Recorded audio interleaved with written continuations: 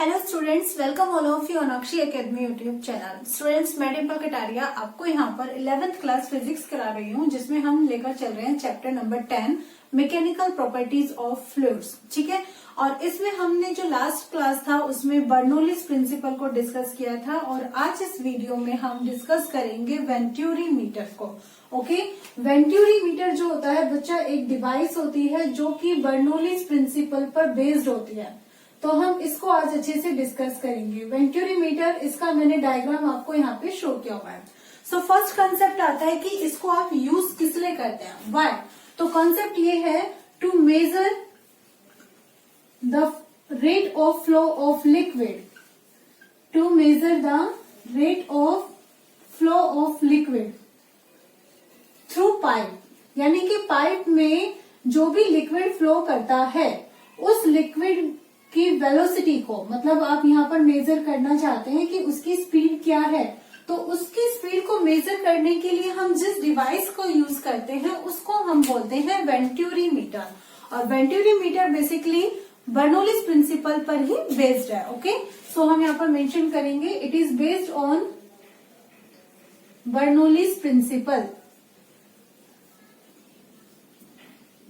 अब नेक्स्ट हमारे पास कॉन्सेप्ट होता है कि जो भी ये हमारे पास डिवाइस होती है इसका कंस्ट्रक्शन क्या है, मतलब इसको आपने किस तरीके से डिजाइन किया है। तो स्टूडेंट्स, हम यहाँ पर इजीली देख पा रहे हैं कि यहाँ पर देखिए ये जो डिवाइस है ये वेंटुरी मीटर होता है।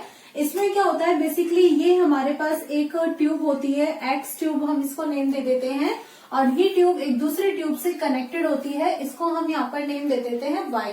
ये जो दोनों ट्यूब होती है कोएक्सियल होती है। यहाँ पर एक अनदर ट्यूब, ये भी कोएक्सियल ट्यूब भी होती है, जेड, इससे कनेक्ट होती है। ठीक है, तो जब भी आपको किसी पाइप में लिक्विड फ्लो हो रहा होता है उसकी वेलोसिटी यानी कि स्पीड अगर आपको मेजर करनी होती है तो हम इस डिवाइस को उस पाइप से कनेक्ट कर देते हैं। ठीक है, और यहाँ पर हमारे पास ये दो ट्यूब और कनेक्टेड होती हैं जिनको मैं नेम दे देती हूँ डी और ई। ये दोनों वर्टिकल ट्यूब होती है। हमें जिस भी पाइप में जो लिक्विड फ्लो है उसको मेजर करना होता है, हम क्या करते हैं, इस डिवाइस को उससे कनेक्ट कर देते हैं।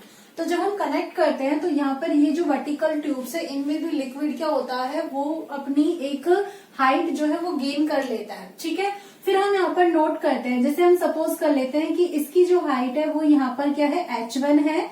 ठीक है, और ये जो हाइट है यहाँ पर जो इसने गेन की है दैट इज H2। तो हम यहाँ पर क्या करते हैं, इन दोनों कॉलम की जो हाइट है इनका यहाँ पर डिफरेंस कैलकुलेट कर लेते हैं, और वो डिफरेंस हमारे पास क्या होता है, H के इक्वल आता है। तब ये जो हाइट में डिफरेंस होता है इसी की वजह से हमें यहाँ पर प्रेशर डिफरेंस जो है वो पता लग सकता है। दैट मीन्स यहाँ पर ये जो दोनों वर्टिकल ट्यूब है वो एक तरीके से मैनोमीटर की तरह यहाँ पे वर्क कर रही है, जो कि प्रेशर डिफरेंस को मेजर करती है। ठीक है, तो ये हमारा हो गया है इसका कंस्ट्रक्शन पॉइंट। क्लियर हुआ। सो कंस्ट्रक्शन में यहाँ पर आप मेंशन करेंगे, मैं आपको यहाँ पे बता देती हूँ कि यहाँ पर आपके पास दो कोएक्सियल ट्यूब होती है। ठीक है, कौन कौन सी होती है, वो एक्स एंड वाई। सो हम यहाँ पर मेंशन करेंगे it consist of two coaxial tube X and Y connected with a narrow coaxial tube Z.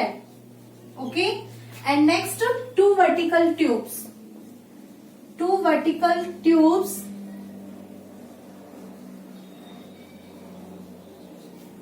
D and E are mounted on X and Z tube. Note the height difference. Height difference, या फिर आप इसको बोल सकते हैं difference of height of column that is H। वो हमारे पास क्या है, H के इक्वल है। सो हम यहाँ पर मेंशन करेंगे कि ये जो H है इसकी वजह से जो भी यहाँ पे प्रेशर डिफरेंस होता है वो किसके इक्वल होता है, H रो G के इक्वल होता है। ठीक है, सो हम ये कह सकते हैं कि ये जो डिवाइस है यहाँ पर, ये जो दोनों ट्यूब है ये किसकी तरह बिहेव कर रही है, मैनोमीटर की। सो यहाँ पे मेंशन करेंगे, so the tubes D and E act as manometer.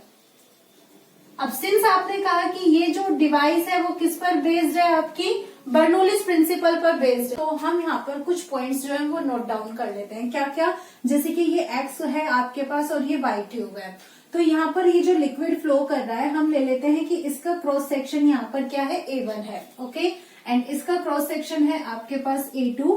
जो भी लिक्विड यहाँ पर फ्लो कर रहा है उसकी वेलोसिटी को हम यहाँ पर लेकर चलते हैं V1, और जो यहाँ पर इस पॉइंट पर जो फ्लो करेगा उसकी वेलोसिटी को हम लेकर चलते हैं V2। ठीक है, अब सिंस ये लिक्विड है, यहाँ पर ये पाइप है, ट्यूब है, तो इस पे प्रेशर भी अप्लाई करेगा जिसको हम P1 नोट कर लेते हैं, और इस प्रेशर को हम यहाँ पर नोट कर लेते हैं P2। ठीक है, तो हम यहाँ पर मेंशन कर देते हैं, let the cross section of tubes X and Y are A1 and A2, okay, and the rate of flow of liquid and the rate of flow of liquid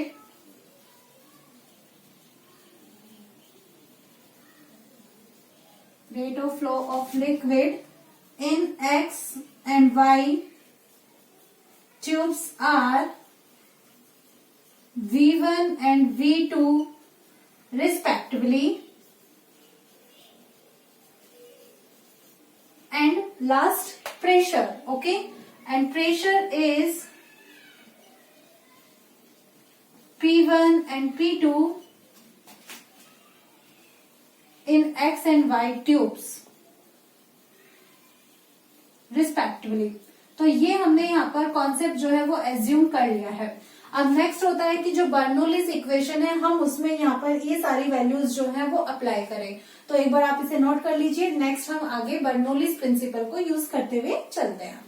अब इक्वेशन 1 तो हमें मिल चुकी थी, उसके बाद हम यहाँ पर लिखेंगे यूजिंग बर्नौलीज प्रिंसिपल।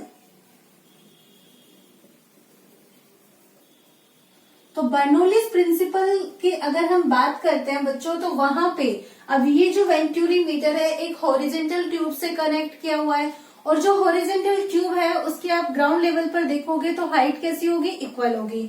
तो हाइट का कॉन्सेप्ट तो हम यहाँ पर इग्नोर कर देंगे, बाकी का क्या बचेगा आपके पास कि P plus half rho V square plus रो जी एच भी होता था। तो लेकिन अगर आप देखोगे फर्स्ट और सेकेंड दोनों ट्यूब जो है आपके पास हॉरिजेंटल लेवल पे है, that means height is same.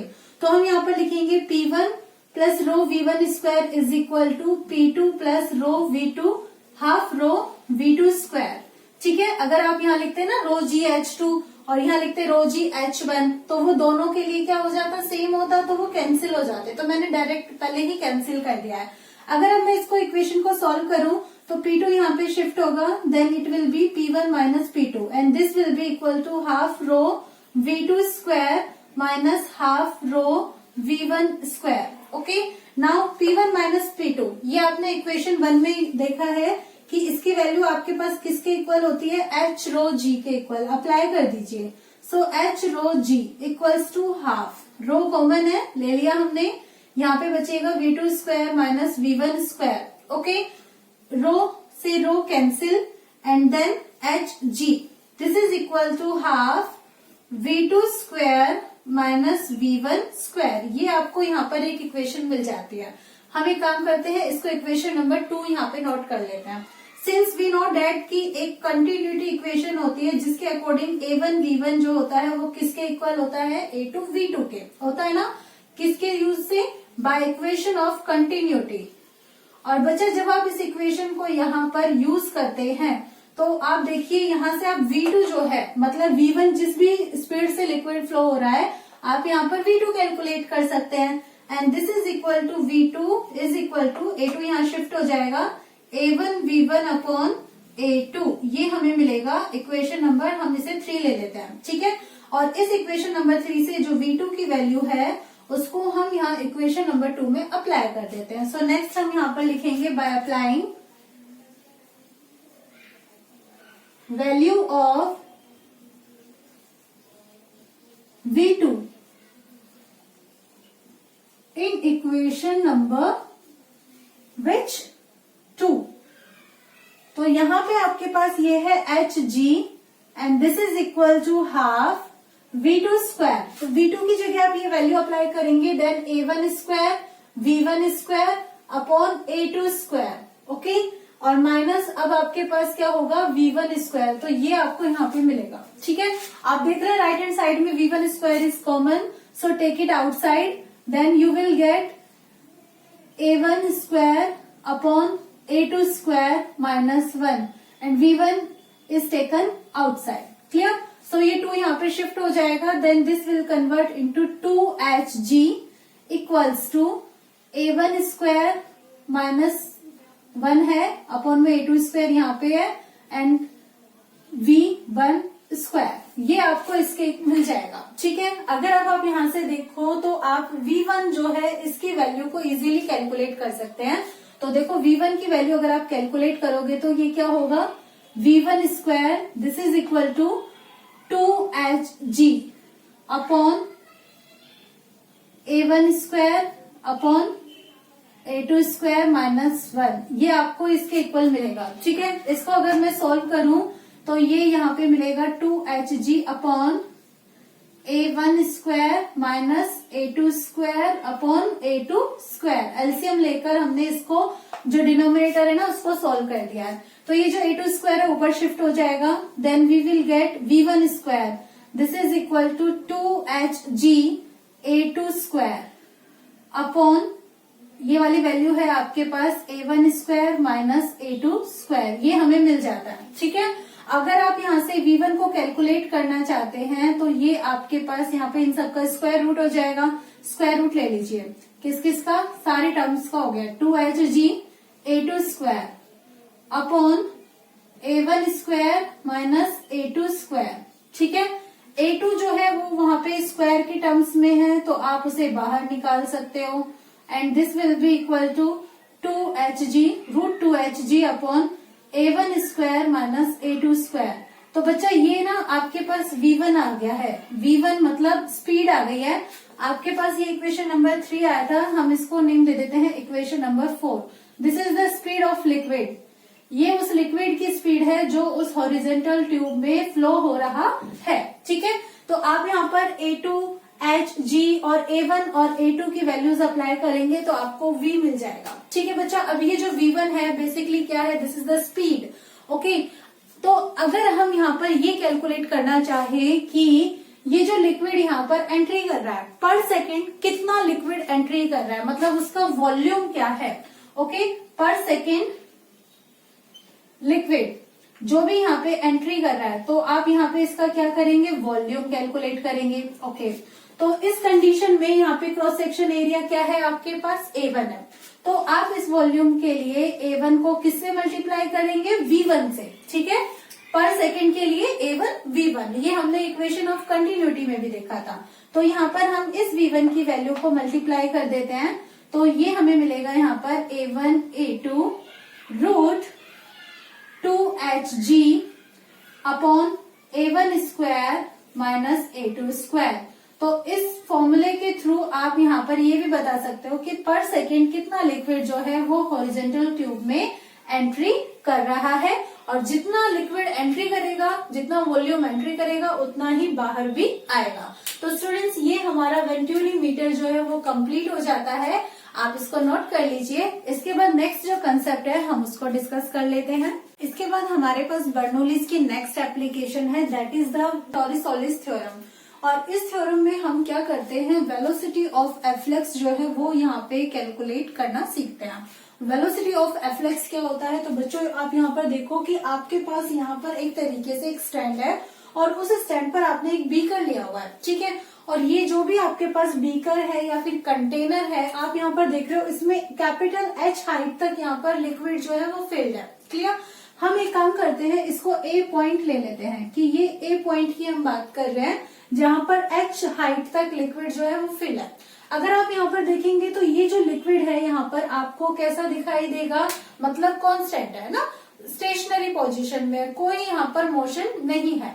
अब क्या करते हैं, इसका जो दूसरा एंड पॉइंट होता है कंटेनर का, उसमें हम small h height below, okay, small h height below एक यहाँ पर होल कर देते हैं इसमें, और जब हम होल करते हैं तो वो जो लिक्विड है वो यहाँ से फ्लो करना स्टार्ट कर देता है। तो लिक्विड जो है जब यहाँ पर इस होल में से बाहर आता है तो उसकी कोई ना कोई वेलोसिटी भी होगी, हम उस वेलोसिटी को यहाँ पर क्या ले लेते हैं, v वेलोसिटी ले लेते हैं हम। अगर हम ग्राउंड से देखें तो इसकी हाइट यहाँ पर किस पॉइंट पर है, h माइनस h है, okay, capital H minus small h है। तो ये हमारा यहाँ पे कंसेप्ट है, इतना क्लियर है। अगर आप बर्नौलीज प्रिंसिपल को यहाँ पे यूज करते हैं, so according to Bernoulli's principal,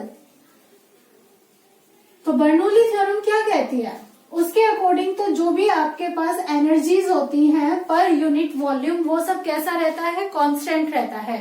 that means pressure energy, kinetic energy and potential energy, इन सबका जो सम है वो कांस्टेंट रहता है। तो अब आप यहाँ पर देखो कांस्टेंट रहेगा, इट मीन्स एक तो ये वाला पॉइंट ए पॉइंट, और अगर मैं इस पॉइंट को नेम दूं ओ पॉइंट, तो यहाँ पर भी कांस्टेंट रहेगा। तो पहले तो मैं ए पॉइंट पे ले लेती हूँ। एट ए पॉइंट जितनी भी एनर्जीज है यहाँ पे कितनी होंगी, P1 ले लेते हैं कि जो भी यहाँ पे एटमॉस्फेरिक प्रेशर है that is P1, okay, plus half rho v square. अब बच्चे यहाँ पे देखो, यहाँ पे आपके पास ये जो लिक्विड है ये मोशन कर रहा है क्या, नहीं कर रहा ना, तो इसकी वेलोसिटी क्या हो जाएगी, 0 हो जाएगी, ओके। तो यहाँ पर पहले तो मैं v1 स्क्वायर लेती हूँ and next rho g, height क्या है इसकी, कैपिटल H। तो अगर हम इसको देखें तो ये P1 होगा प्लस हाफ रो, ये वैल्यू हो जाएगी 0 plus rho g h, that means this will be equal to P1 plus rho g h, capital H, ये इसके इक्वल होगा, ठीक है। वेयर हम यहाँ पे मेंशन कर देते हैं V1 is equal to 0, okay. यहाँ पे इस कंडीशन पे क्योंकि लिक्विड जो है वो अंडर मोशन नहीं है, liquid is at stationary position,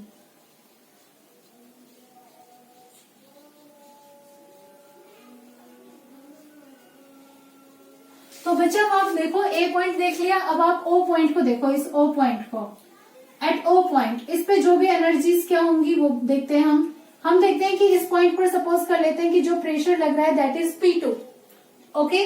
तो ये तो हो गया P2 plus half rho V यहाँ पे वेलोसिटी क्या है, V है, मतलब V2 की वैल्यू यहाँ पे V है, प्लस रो G, हाइट देखो ग्राउंड से इसकी कितनी है, capital H minus small h है, okay. So we can mention this P2 plus half rho V square plus rho G capital H minus small h। अब ये जो इक्वेशंस हमारे पास आई है, अगर हम इसको यहाँ पे 1 नंबर दें, इसे नंबर ले 2 एंड इसे नंबर ले 3, तो इन तीनों इक्वेशंस को हम एक साथ यूज कर लेते हैं।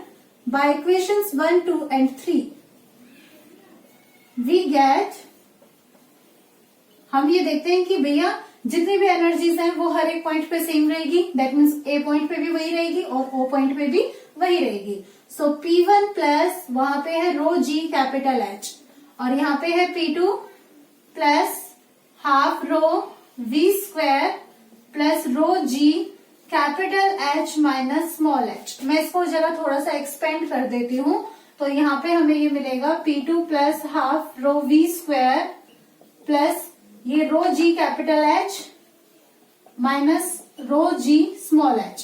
अब आप देखिए इसको, इसके इक्वल हम जब करते हैं तो आपको मिलता है P1 plus rho G capital H, this is equal to P2 plus half rho V square plus rho G capital H minus rho G small h। तो रो G कैपिटल H से आपका rho G capital H cancel.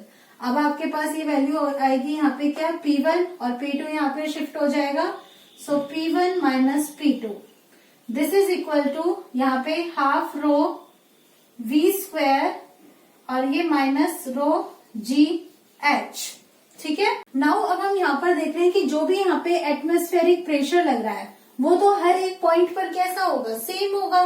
सो आप यहाँ पर mention कर सकते हैं कि P1 is equal to P2, that is the atmospheric pressure.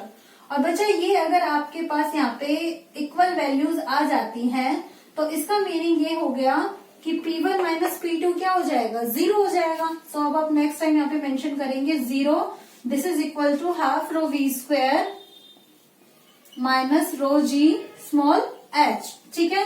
और इसको ज्यादा थोड़ा सा और एक्सपेंड करते हैं तो हमें मिलेगा half rho V square is equal to rho GH, rho से rho cancel, then you will get V square is equal to 2GH, और यहाँ से हमें वेलोसिटी मिल जाएगी √2GH।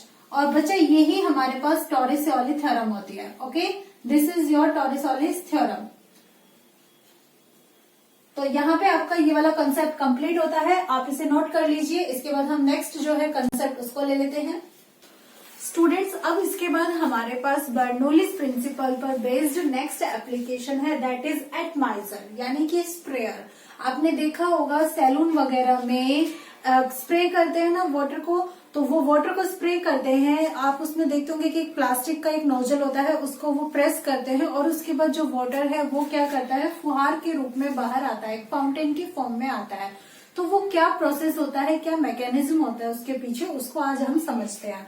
तो बच्चों, जो आप स्प्रे करते हो, मतलब जो स्प्रेयर होता है उसमें एक आपके पास एक कंटेनर होता है, ठीक है, जिसमें भी लिक्विड है वो फिल किया हुआ होता है, और फिर उस कंटेनर से एक पाइप जो है वो कनेक्ट कर दिया जाता है, और उसके बाद पाइप जो है यहाँ पर आप देखते हैं कि इस पॉइंट को वो प्रेस करते हैं।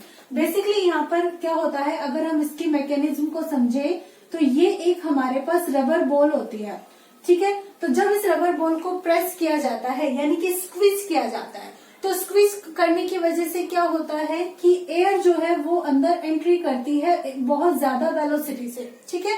अब एयर अंदर एंट्री कर रही है किससे, स्पीड से, मतलब इस समय उस एयर की स्पीड क्या है, ज्यादा हो जाती है। तो एयर की स्पीड होने से, मतलब ज्यादा होने से यहाँ पर जो प्रेशर लगता है इस पाइप में वो कैसा लगता है, कम लगता है। क्यों, ऐसा क्यों होता है, तो इसे भी हम बर्नौलीज थ्योरम से ही डिस्कस कर सकते हैं। देखो, बर्नौलीज थ्योरम कहती है कि P plus half rho V square plus रो GH जो होता है हमारे पास क्या होता है, कांस्टेंट होता है, ठीक है। ये बर्नौलीज थ्योरम कहती है।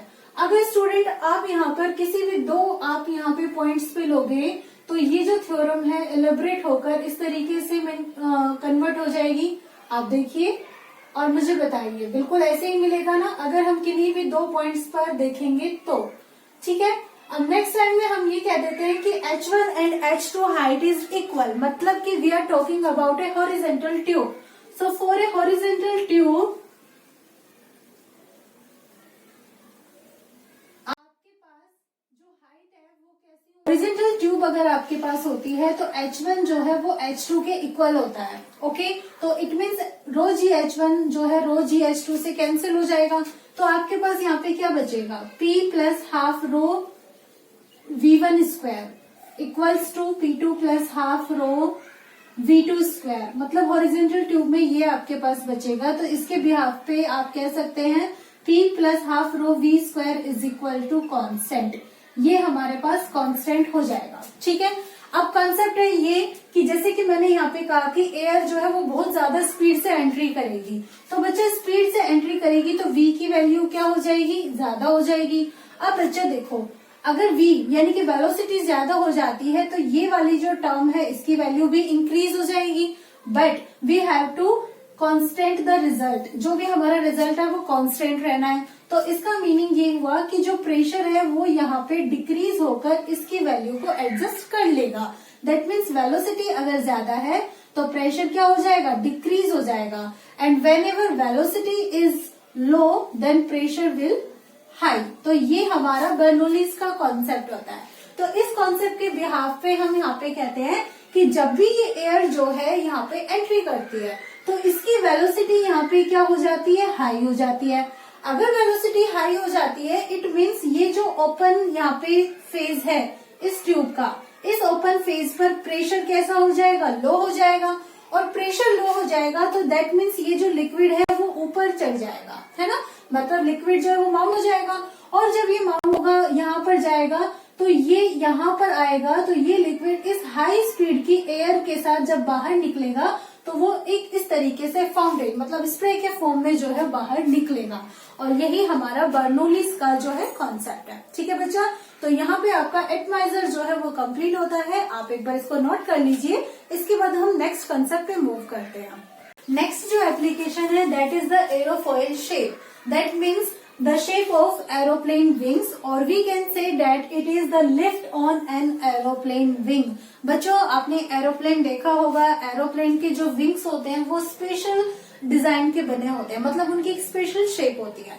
तो यहाँ पर मैंने एक एरोप्लेन का जो विंग है उसकी शेप यहाँ पे आपको दिखाई है। आप देख रहे होंगे कि ये इसका अपर सरफेस है और ये इसका क्या है, लोअर सरफेस। मैं यहाँ पर मेंशन कर देती हूँ, ठीक है। This is the upper surface and this is the lower surface. यहाँ पे आप देख रहे हैं कि अपर सरफेस जो है इसकी जो कर्वेचर है वो लोअर सरफेस के कंपैरेटिवली क्या है, ज्यादा है। ठीक है, तो ये भी मैं यहाँ पे पॉइंट मेंशन कर देती हूँ, अपर सरफेस और ये लोअर सरफेस।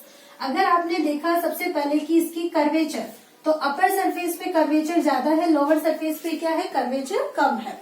एंड नेक्स्ट हम यहाँ पर देखते हैं कि ये वाला जो इसका एज है, ठीक है, ये वाला जो इसका एज है ये फ्रंट साइड है। फ्रंट साइड जो है इसका थिक है। ठीक है, आप देख रहे हैं कि फ्रंट साइड जो है वो इसका थिक है, बल्कि जो इसका ट्रेलिंग एज है वो यहाँ पर क्या है, इसके कंपैरेटिवली थिक नहीं है। ठीक है, तो जब भी एरोप्लेन क्या करता है, स्टार्ट होता है, मतलब कि एरोप्लेन जो है वो स्टार्ट होता है तो उस समय ये जो विंग्स है ये क्या होंगे, फॉरवर्ड डायरेक्शन में मूवमेंट करेंगे। तो फॉरवर्ड डायरेक्शन में मूवमेंट करेंगे तो जो एयर है वो एयर क्या करेगी, मतलब एयर जो है वो इसकी शेप के अकॉर्डिंग अपने आप को कन्वर्ट करेगी and that is blown into this direction, मतलब इस तरीके से वो यहाँ पे ब्लोन करती है। तो हम देखते हैं कि ये यहाँ पर एक पाथ जो है वो बन जाता है। ओके, और ये जो पाथ है आप यहाँ पर देख रहे हैं कैसा हो जाता है, स्ट्रीमलाइन फ्लो हमें यहाँ पर देखने को मिलता है। अब हमने क्या कहा, हमने यहाँ पे देखा कि जो अपर सरफेस है वहां पर कर्वेचर क्या है, ज्यादा है। तो इट मीन्स यहाँ पे अपर सरफेस पर वेलोसिटी भी क्या हो जाएगी, इस एयर की ज्यादा हो जाएगी, और लोअर सरफेस पे वेलोसिटी क्या होगी, कम होगी। अब बच्चा अगर वेलोसिटी ज्यादा हो जाती है तो प्रेशर कैसा हो जाएगा, प्रेशर विल बी लो। जहाँ पे वेलोसिटी ज्यादा प्रेशर कम, यही हमने बर्नौलीज थ्योरम में पढ़ाया, अभी लास्ट टाइम भी अभी आपको क्लियर कराया। तो इट मीन्स यहाँ पे लोअर सरफेस पे प्रेशर क्या हो जाएगा, ज्यादा हो जाएगा। तो एक पॉइंट पर यहाँ आपने बोला कि प्रेशर कैसा है आपके पास, लो है, और यहाँ आपने बोला प्रेशर कैसा है, हाई है।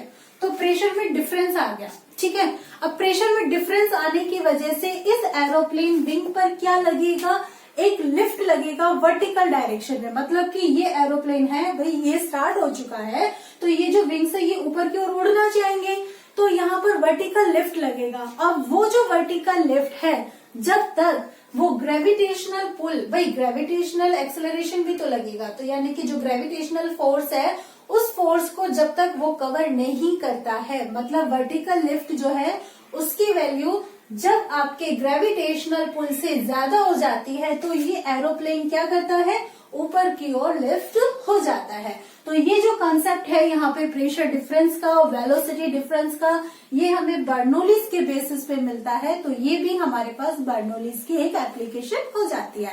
आप इसको नोट कर लीजिएगा, ये जो पॉइंट्स है बेसिकली इनको नोट कर लीजिएगा। उसके बाद हम नेक्स्ट एप्लीकेशन की तरफ मूव करते हैं। एरोफॉइल शेप के बाद अब स्टूडेंट्स हमारे पास लास्ट एप्लीकेशन है बर्नौलीज थ्योरम की, that is the Magnus effect. ये भी बहुत ही इंटरेस्टिंग सा और बहुत ही छोटी सी एप्लीकेशन है, बट काफी यूजफुल भी है। तो इसमें हम क्या समझते हैं, बेसिकली हम यहाँ पर एक बॉल की मोशन को देखेंगे। आपने क्रिकेट बॉल देखा होगा ना, तो क्रिकेट बॉल की मोशन को देखते हैं। जब भी क्रिकेट बॉल जो है अगर आप उसको लीनियर डायरेक्शन में मूवमेंट कराओ, मतलब आप उस बॉल को ऐसे थ्रो करो जस्ट, तो वो जो बॉल को जब आप थ्रो करते हैं तो हम देखते हैं कि जो भी एयर्स होती है यहाँ पे, वो एयर्स जो होती है वो एक स्ट्रीम लाइन जो पाथ है वो यहाँ पे लेती है। ठीक है, इस तरीके से, मतलब जब बॉल यहाँ जाएगी तो एयर इस तरफ में ब्लो करेंगी। ओके, तो आपको यहाँ पे इस तरीके से स्ट्रीम लाइन पाथ जो है वो देखने को मिलता है जब ये लीनियर मोशन करती है। क्लियर? लेकिन अगर मान लीजिए हम अपनी बॉल को रोटेशनल मोशन कराते हैं, रोटेशनल मोशन लाइक हम इसको इस तरीके से मोशन कराते हैं, तो हम देखते हैं कि जो भी एयर है यहाँ पे, जो उनका स्ट्रीमलाइन पाथ होता है वो कंसेंट्रिक सर्कल की फॉर्म में कन्वर्ट हो जाता है। ठीक है, इस तरीके से वो एक कंसेंट्रिक सर्कल की तरह से यहाँ पे मूवमेंट करती है जो एयर होती है, तो ये उनका पाथ हो जाता है। लेकिन जब हम बॉल को क्या करा रहे हैं, स्विंग करा रहे हैं, स्विंग करना आप जानते हैं, इसमें क्या करते हैं, स्पिन वाली जो बॉल होती है, ठीक है, स्पिन में क्या होता है, बॉल रोटेशन भी करती है और लीनियर डायरेक्शन में भी मूवमेंट करती है, मतलब रोटेशन करती हुई आगे की तरफ मूव करती है। तो रोटेशन भी करती है इसलिए हमने ऐसे बना दिया, और लीनियर मोशन भी करती है तो हमने इस तरीके से बना दिया। तो हम ये देखते हैं कि जो भी यहाँ पे एयर होती है उसका जो पाथ होता है, स्ट्रीमलाइन पाथ तो होता है, लेकिन इस कंडीशन में यहाँ पे क्या हो जाता है कि जो भी आपके पास पाथ है उसके अपर फेस पे तो वेलोसिटी कैसी हो जाती है, यहाँ पे कम हो जाती है। ठीक है, और इस फेस पर वेलोसिटी कैसी हो जाती है, ज्यादा हो जाती है। अब वेलोसिटी यहाँ कम है, यहाँ ज्यादा, तो इसकी वजह से यहाँ पर बर्नौलीज एप्लीकेशन के थ्रू प्रेशर कैसा हो जाता है, ज्यादा हो जाता है। देखो वेलोसिटी कम हो जाती है तो प्रेशर ज्यादा हो गया, और यहाँ पर फिर प्रेशर कैसा हो जाता है, कम हो जाता है। ठीक है, दैट मीन्स प्रेशर में डिफरेंस आ गया। प्रेशर में डिफरेंस आ गया तो जो यहाँ पर ये जो बॉल है इस पर फिर क्या करता है, यहाँ पे एक फोर्स जो है वो लगता है। अब वो फोर्स कहाँ लगेगा, तो हम यहाँ देखेंगे कि वेलोसिटी जिस तरफ ज्यादा है उधर लगेगा। तो लीनियर मोशन करेंगे तो ऐसे करेंगे, ठीक है, इस तरफ लीनियर मोशन कर रहे हैं जी, और वेलोसिटी यहाँ पे ज्यादा है। दैट मीन्स जो फोर्स यहाँ पे एक्ट करेगा वो डाउनवर्ड डायरेक्शन में एक्ट करेगा, जो कि राइट एंगल है लीनियर डायरेक्शन के। ठीक है, इस डायरेक्शन में यहाँ पे फोर्स लगेगा। अब ये जो फोर्स है ये क्या करता है, ये बेसिकली यहाँ पे इस बॉल को रोटेशन करने में हेल्प करता है। दैट मीन्स ये इस बॉल को यहाँ पे सेंट्रीपिटल फोर्स जो इसे रिक्वायर होता है रोटेशनल मोशन करने के लिए, वो यहाँ पर प्रोवाइड करता है। ठीक है, जिसकी वजह से ये बॉल जो है लीनियर मोशन के साथ साथ एक कर्व्ड पथ पर भी क्या करती है, रोटेशन करती है। और बच्चों इसी इफेक्ट को हम यहाँ पर कहते हैं मैग्नस इफेक्ट। और सिंस यहाँ पर हम वेलोसिटी और प्रेशर डिफरेंस को देखते हैं तो यहाँ पर ये बर्नौलीज के एप्लीकेशन पर बेस्ड हो जाता है। तो स्टूडेंट्स यहाँ पर आज इस वीडियो में बर्नौलीज एप्लीकेशन सारी की सारी कंप्लीट हो चुकी है। अगर आपको ये वीडियो अच्छी लग रही हो तो आप लाइक कमेंट जरूर करना, चैनल को सब्सक्राइब कर देना, अपने फ्रेंड्स के साथ भी शेयर करना। ठीक है, और नेक्स्ट वीडियो में हम मिलेंगे, तब तक के लिए bye bye, tata, thank you so much for watching my channel.